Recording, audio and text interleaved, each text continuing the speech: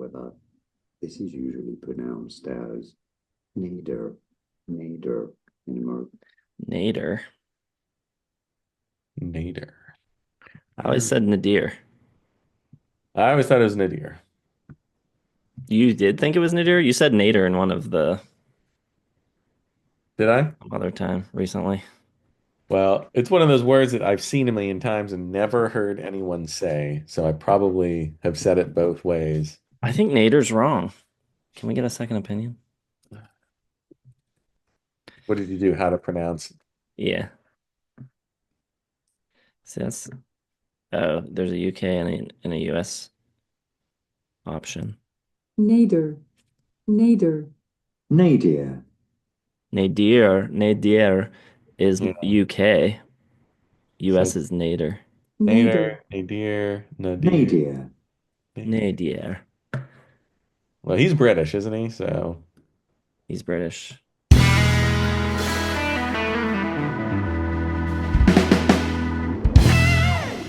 What's up, everybody? Welcome back to the channel. Tastes Like Music. Jason and Joe here, back with our reviews of albums selected for us by our patrons. Today, we're talking about a Peter Hammill record called Nadir's Big Chance. Peter Hammill, I don't have a ton of experience listening to him. He's the guy from Vandergraaf Generator.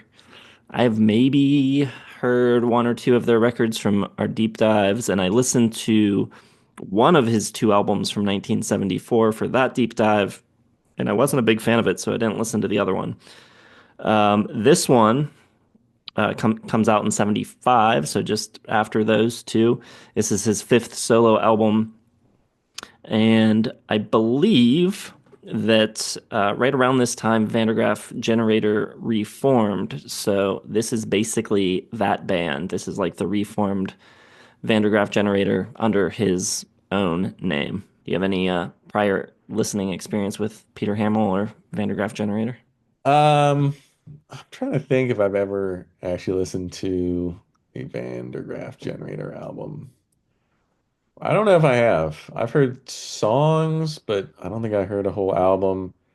I might have listened to something for the deep dive, but I think I just skipped over Peter Hammill altogether. So this was mostly a fresh listen for me. The songwriting. So at this early stage in my history of listening to Peter Hammill and listening to this album, I would say that the songwriting is what's holding this record back for me a little bit. It does feel like it could be like a grower type of album for me, and I could end up liking it more than I do at this current juncture. But yeah, the tunes just like haven't really revealed themselves to me yet. Musically, there's like a mix of punk and glam and a little bit of like soul music in there at times.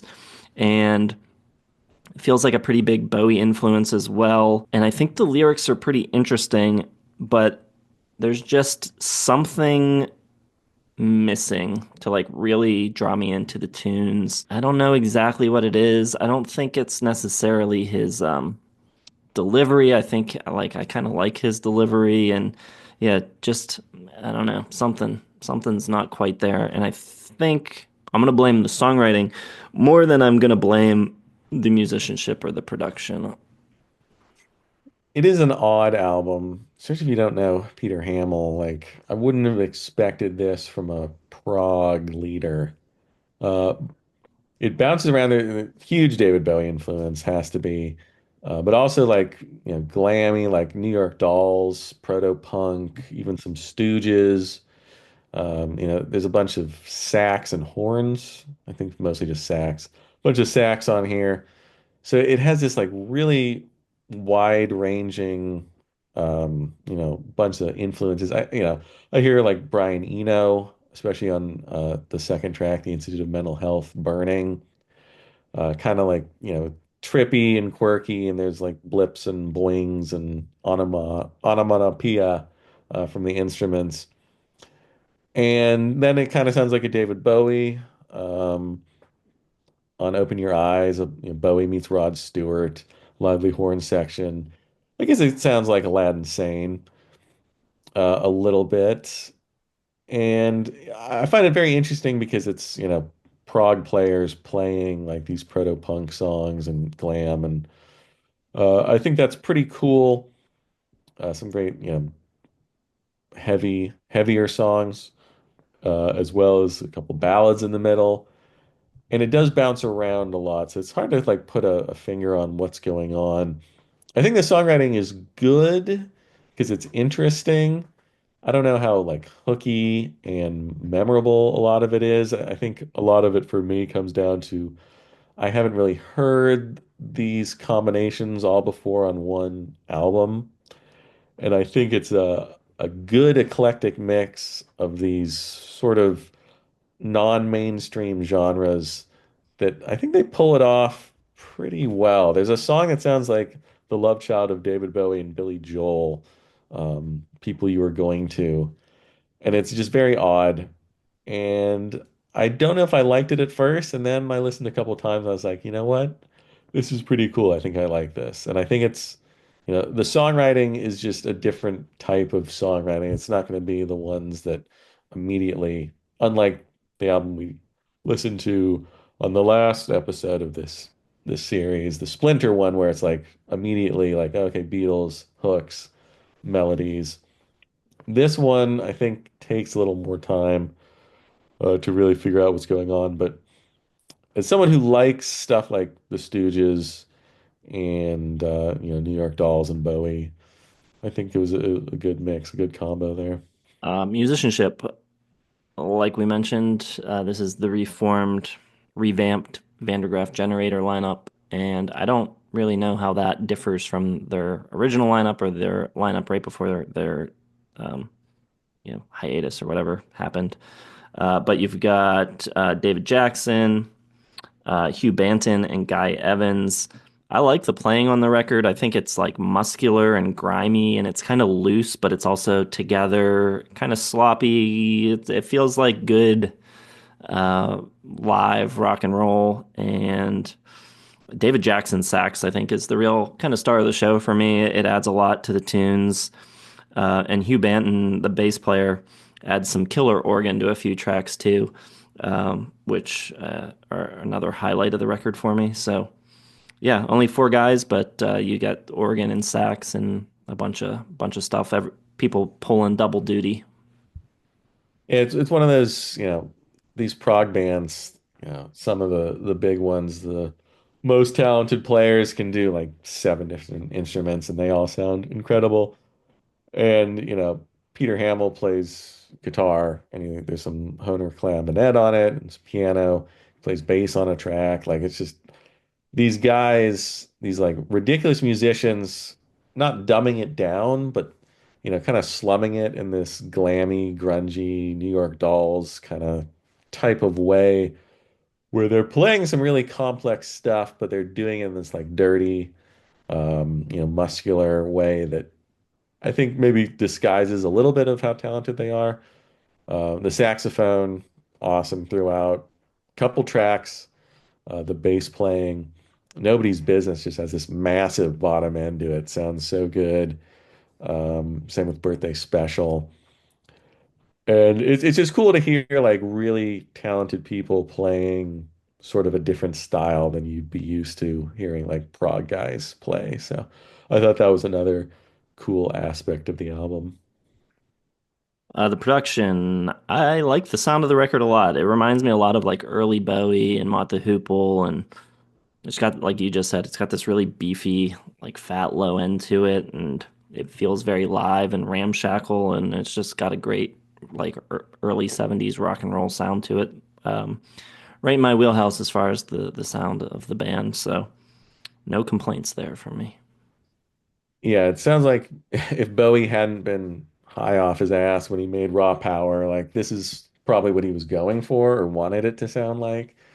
A big beefy bottom end. It sounds, grimy, but also like purposefully so. Um, it doesn't sound like someone just didn't know what they were doing. It sounds like someone knew exactly what they were doing and dialed in on the exact right sound for this type of music and project. And yeah, I think it really produced by Peter Hammill, so he knew what he was doing.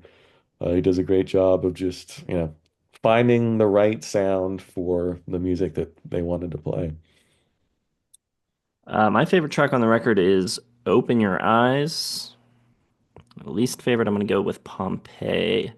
Although I wouldn't say that even Pompeii is a bad song. So nothing too terrible here. I enjoyed pretty much all of it.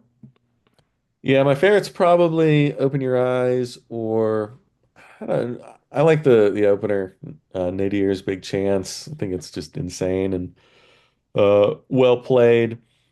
Least favorite, either Pompeii or Been Alone So Long. It kind of dips in the middle a little bit, where it gets into these sort of turgid ballads, um, but then it comes alive again. So a little break, and they're not bad. They're just not as interesting as the rest of the album. My score on this, I'm going to go with a 3.5. Um, yeah, it's close. I feel like if it was just a little bit more tuneful, I would like be head over heels for it. But like I said, I don't know if it's Peter Hamill's voice or what exactly, but something there. Not quite hitting all the way. I'm gonna go 4 stars for it. I think it's cool enough to get past sort of the lack of really strong melodies. And yeah, I mean, sometimes I think he's just like purposefully not giving us the melodies, like he's holding them back to be a little extra zany and I don't know, obtuse or whatever. But I don't think it holds it back for me too much. I think if it had some really great melodies, it would be like a 4.5, 5-star album. But I'll go with like a mid 4.5. You could sneak into the lower reaches of the top 25 in 1975. We'll see. You're at 4.5. Or you mean like Yeah, halfway through fours? yeah, halfway through, like Yeah. 8.6 Yeah. out of 10. I will say that I definitely preferred this to the whatever the 74 record was that I listened to. Uh, Yeah. Much preferred this. So, yeah, not bad. Check it out if you haven't heard it. If you have heard it, let us know what you think of it in the comments. Hit the like button, subscribe to the channel, hit the bell for notifications. Check the video description for a link to our Patreon. We're doing song reactions over there now. If you want to get us to listen to something, you can vote on classic album reviews, join our Discord, talk to other like minded people over there. Thanks for watching. We'll see you in the next one.